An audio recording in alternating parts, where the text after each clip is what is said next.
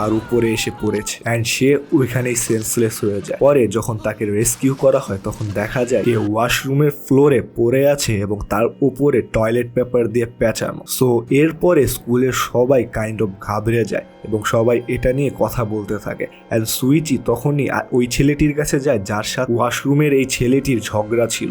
So সুইচি তার কাছে সবকিছু কনফেস করে যে তার জন্য সুইচি এই ওয়াশরুমের ছেলেটির ওপর ব্ল্যাক ম্যাজিক কাস্ট করেছে। অ্যান্ড এটা শোনার পরেই সে সুইচিকে নানা ধরনের কথা শুনিয়ে দেয়। সো এতে সুইচি ট্রিগার হয় অ্যান্ড ডিসাইড করে এর উপরেও তার প্রতিশোধ নিতে হবে। সো রাতের বেলা সুইচি এই ছেলেটিকে একটি পাবলিক টেলিফোন হাউস থেকে কল করে এবং একটি মাঠের কাছে আসতে বলে একটি অফারের কথা বলে।